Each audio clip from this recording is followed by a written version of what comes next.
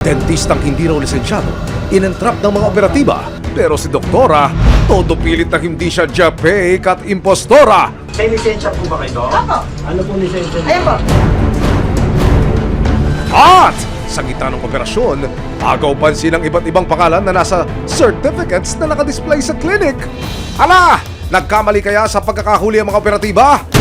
Baka mapangiwi na lang kayo sa malakavity na secret ni Doktora. Ang pagbunot sa katotohanan, abangan mamaya! Kahit bungi, mapapangiti kayo sa bagsak presyong dental services ng isang clinic sa Bulacan, pero baka lalong sumakit ang inyong bagang kapag nalaman nyo ang tooth ang truth. Naengganyo ang pasyente na si Christine, hindi niya tunay na pangalan sa mga bagsak presyong serbisyo ng isang dental clinic sa Bulacan.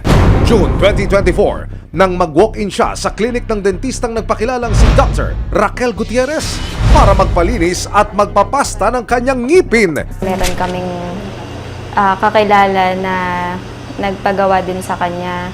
Tinry ko. Pagpasok pa lang daw sa clinic, agaw pan sila ang naka-display na mga certificate ni Doktora. Pero napaisip daw si Christine nang makitang iba-iba raw ang mga apelyidong nakasulat sa mga ito.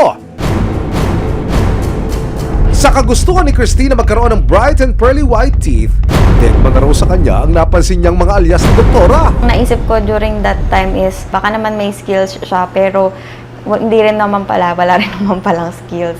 Pero habang kinakalikot ang kanyang ngipin, napansin daw niyang si Doktora nagmo-multitasking.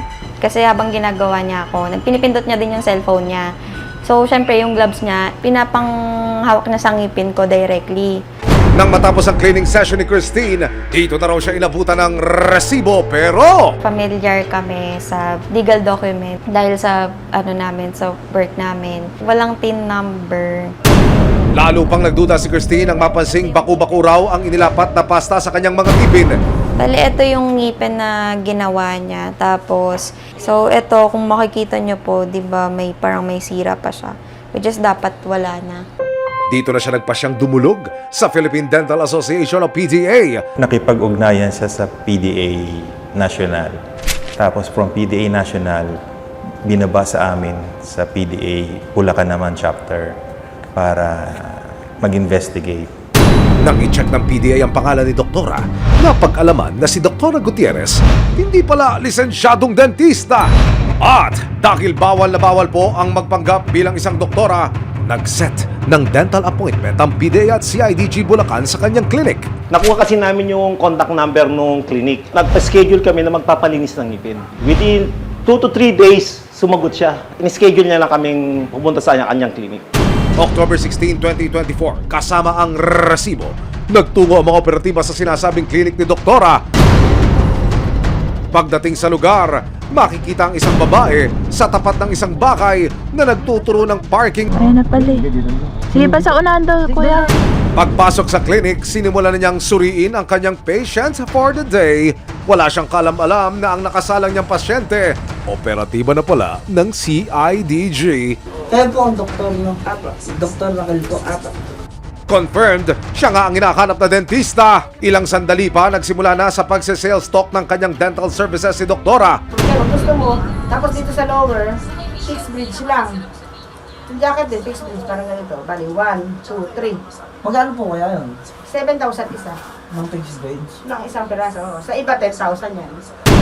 Nang matapos ng subject ang cleaning, inabot na ng operatiba ang bayad na 500 pesos. Hudyat ang mga taga-CIDG para arestuhin siya.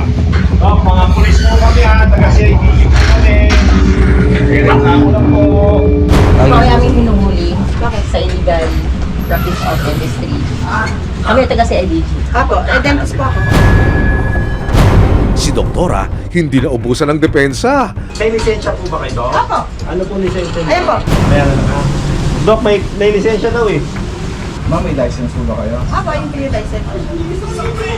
Pwede po ba makita, ma'am, yung license niya? Akuha niyo na lang, ma'am. Nakasusi yung kwarto ko. Meron o wala, Doktora? Huwag kayong mag-alala. Hindi ako. Willing akong mag-ano. Kung ako illegal talaga ako, pwede sumama sa iyo. Ikulong na ako. Walang problema. Tama po ba? Nakanim po siya kay Pero si Doktora, wala na yatang masabi at napaupo na lang. Okay, aminin ko. I will tell you the truth na. Ako po ay nag-board exam. Ang naipasa ko lang po ay yung practical. Napag-alaman din ng PDA ang misteryo sa likod ng magkakaibang apelyido na ginagamit ni Doktora. Ano po talaga ang pangalan niyo po? Raquel Gutierrez. Gutierrez 500 pesos. Yung Gutierrez po, Yun po apelyido yung- ng mister niya. Hindi, yun po yung apelido ko nung manadate ako. Ano po?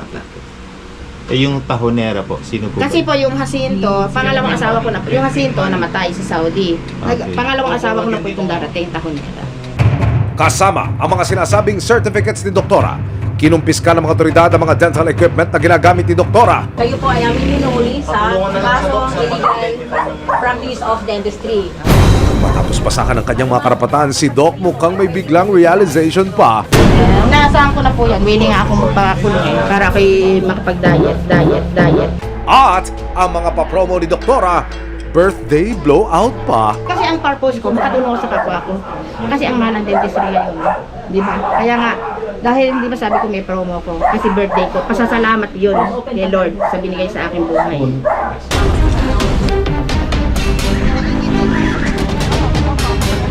Habang nasa biyahe, Ilang taon ka na po na Sa Saudi nga ako. Dito. Dito po sa Pilipinas. Mga 5 years. Siyempre, alam ko nga namang illegal ako. Dahil nga siguro, by, tawag dito, yung by words, nalaman nila, ay magaling yung dentista na yun. Tapos, mura pa ang singil, mabait pa. Ganun kasi ang comment nila eh. hala, pwede ba yun? Mag-practice dahil sa good reviews kahit na walang lisensya?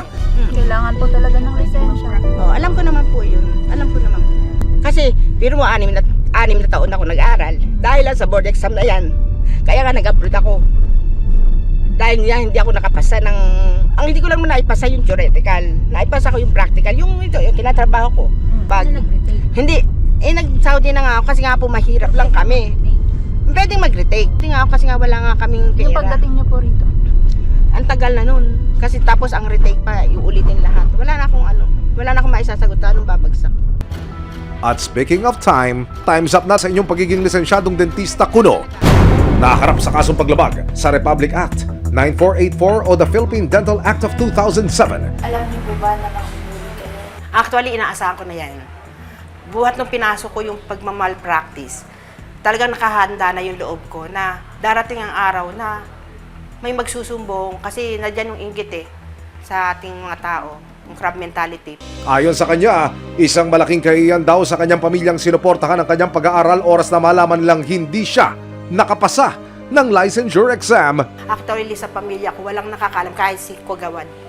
Hindi niya alam na ako pala isang peking dentista. Pinagtapos ako nung kapatid ko. Yung kapatid ko, pumasok na katulong sa tiyahin ko para makapag-aaral kami. Hindi ako masaya kasi gusto ko talagang nagbe-member ng PDA, ng ganyan. Pangarap ko yan Kaya nga lang talaga, hindi talaga sinuwerte. October 19, 2024, pansamantalang nakapagpiyansa si Raquel pero patuloy pa rin gugulong ang kaso laban sa kanya. Kung sakaling mapatutunayang nagkasala, maaari siyang makulong ng hanggang 2 taon. Kasama ang resibo. Muli namang binalikan ng Philippine Dental Association o PDA Bulacan ang klinik ni Doktora para masigurong nananatili itong sarado. Mula ho rito sa labasan, Doktor, tama ho ba? Hindi masyado tanaw mula ho rito sa ating kinalalagyan yung klinik. Ito, medyo. Ah, ito ho mismo? Yung pintuan na maliit na yan. Nung binerify nyo, siya ba yung nag-ooperate pa? Hindi na po. Ah, hindi na ho nag-ooperate. Minabuti rin ng resibo na makuha ng panayam ang isa niyang kamag-anak na isang lisensyadong dentista. Ayon sa investigasyon ng PDA, nagpapasa raw si Raquel ng mga pasyente sa kanya. Doktora, kilala niyo po ba itong nagpapakilalang dentista na tumutugon ho sa pangalang Binibining Raquel Gutierrez? Bali, ano po siya, isang buo ng tatay ko. Doktora, bakit niya kaya pinasok yung ganitong hanap buhay? Siguro po, dahil sa pangangailangan din, dahil may mga anak na nag-aaral. Nag-aaral naman siya, nakatapos naman po siya ng dentistry. Opo. So yun nga lang, siya nakapasa sa board exam. Sa totoo lang po, ang alam ko, lisensyado siya. Hindi ko alam na underboard pala siya. Hindi siya nakapasa pala. Hindi maling sundin ang payo na follow your dreams. Pero ibang usapan na yan, oras na may panlilinlang at pagpapanggap ng nagaganap. Lalo na't kung kalusugan at kapakanan na ng mga taong nagtitiwala sa iyong kakayahan ang nakasalalay.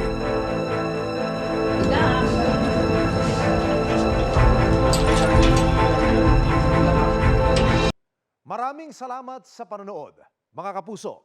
Para masundan ang mga reklamong nasolusyonan ng resibo, mag-subscribe lamang sa GMA Public Affairs YouTube channel